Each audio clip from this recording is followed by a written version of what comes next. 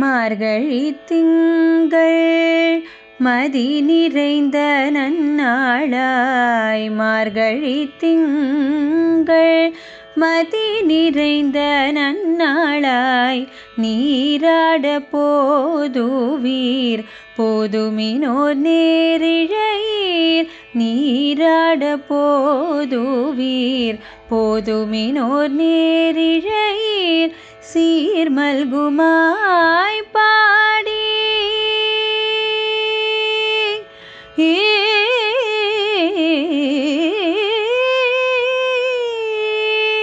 சீர்மல்குமாய் பாடி செல்வச் சிறுமீர்கள். சீர்மல்குமாய் பாடி செல்வச் சிறுமீர்கள். கூர்வேல் கொடுந்தொழிலன் நந்தகோபன் குமரன்.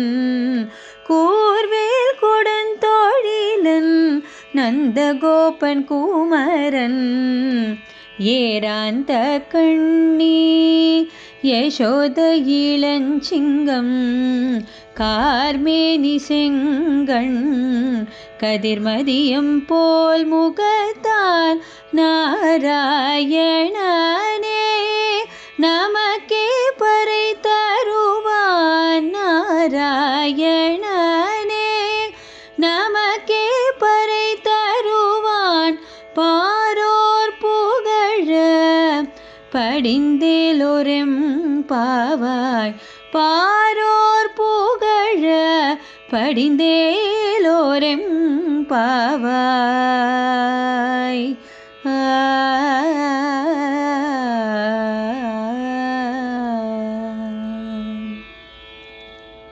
மார்கழி திங்கள் மதி நிறைந்த நன்னாளால் அப்படின்னா இந்த இடத்துல திங்கள் அப்படின்றது மாதத்தை குறிக்குது. மார்கழி திங்கள் அப்படிங்கிறது மார்கழி மாதம். மதி நிறைந்த நன்னாள் அப்படின்றது இங்கே மதி அப்படின்றது நிலவை குறிக்குது. மதி நிறைந்த நன்னாள்னா ஒரு பௌர்ணமி தினம் அப்படின்றது. நிறைந்த மதி அப்படின்றது நிறைந்த நிலவு, முழு நிலவு. இப்போ முழு நிலவுன்றது ஒரு பௌர்ணமி நாள் இல்லையா? அதனால் மார்கழி மாதம் மற்றும் பௌர்ணமி நிலா நிறைந்த இந்த சுபயோகமான நல்ல நாளில் அப்படின்றது தான் அந்த வரியில் குறிப்பிட்றாங்க.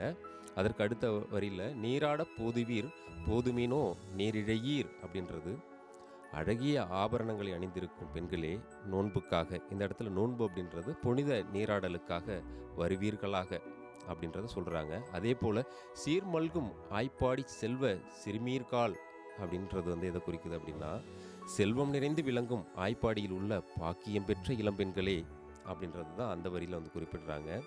அதுக்கு அடுத்த வரியில் பார்த்தோம் அப்படின்னா கூர்வேல் கொடுந்தொழிலன் நந்தகோபன் குமரன் அப்படின்றத சொல்லியிருக்காங்க. அப்படின்னா கூர்மையான வேலை கையில் கொண்டு தன் குடிகளை காக்கும் கடுமையான தொழிலை செய்யும் நந்தகோபரின் குமாரனும். அதாவது இங்கே குமாரன் அப்படிங்கிறது மகனை குறிக்கிறது. அதாவது நந்தகோபரின் மகன் அப்படின்னு சொல்கிறாங்க.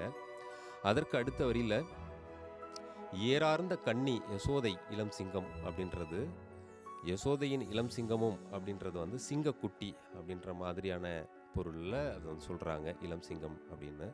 அதற்கடுத்து அவருடைய உடலை வர்ணிக்கிறது. அது என்ன அப்படின்னு கார்மேனி செங்கன் கதிர்மதியம் போல் முகத்தான் அப்படின்னா என்ன சொல்ல வராங்க அப்படின்னா கார்மேகம் மாதிரியான அப்படின்னா ஒரு கருமையான திருமேனி. அது நிறத்தை மட்டும் இல்லாமல் கார் மேகத்தோடு குறிப்பிடுறாங்க. ஒரு குளிர்ந்த கருமையான திருமேனியையும் அப்படின்ற பொருளில் அதை குறிப்பிடுறாங்க. அதற்கடுத்து சிவந்த கண்களையும் சூரியன் மற்றும் சந்திரன் போல பிரகாசமான முகத்தையும் உடைய நாராயணன் ஒருவனே அப்படின்னு அந்த பரம்பொருள் நாராயணன் அப்படின்னு கடவுளை குறிப்பிடுறாங்க. அப்படி நாராயணன் ஒருவனே நமக்கு நாம் விரும்பும் பறையை. இந்த இடத்துல பறை அப்படின்றது வெறும் ஒரு இசைக்கருவி அப்படிங்கிறது கிடையாது. அது நோன்பினுடைய பலனை பேரின்பத்தை அருளுவான். ஆகவே உலகத்தோர் புகழும்படி நாம் இந்த நோன்பினை மேற்கொள்வோமாக அப்படின்றது அந்த பாடலில் குறிப்பிடுறாங்க. இதில் காலம் மற்றும் நோன்பு அப்படின்னு பார்த்தோம் அப்படின்னா பாடல் தொடங்குகிற காலம் பார்த்திங்கன்னா மார்கழி மாதம் முழு நிலவு நாள் அப்படிங்கிறது தான் இங்கே சுட்டியிருக்காங்க.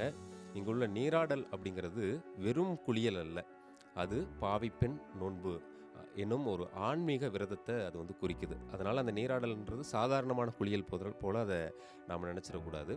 அதே போல் பகவானுடைய பெருமையாக பார்த்தோம் அப்படின்னா, ஆண்டாள் இந்த நோன்பின் பலனை அருளும் கண்ணபிரானை 4 விதங்களில் விவரிக்கிறாரு. அதாவது ஆற்றல், கூரிய வேலுடன் மக்களை காக்கும். அதாவது வந்து ஆற்றல்ன்றது வந்து எனர்ஜி அப்படின்றத சொல்கிறோம் அப்படின்னா, கூரிய வேலுடன் மக்களை காக்கும் அந்த இடத்துல ஆற்றலை குறிப்பிடுறாரு. கூரிய வேலுடன் மக்களை காக்கும் நந்த கோபனின் மகன் அப்படிங்கும்போது அங்கே ஆற்றல் வெளிப்படுது. ஆற்றலுக்கு அடுத்தபடியாக அன்பு. அதுக்கு தான் அழகிய கண்களை உடைய யசோதையின் இளஞ்சிங்கம் அப்படின்ற இடத்துல அந்த அன்பை குறிப்பிடுறாரு.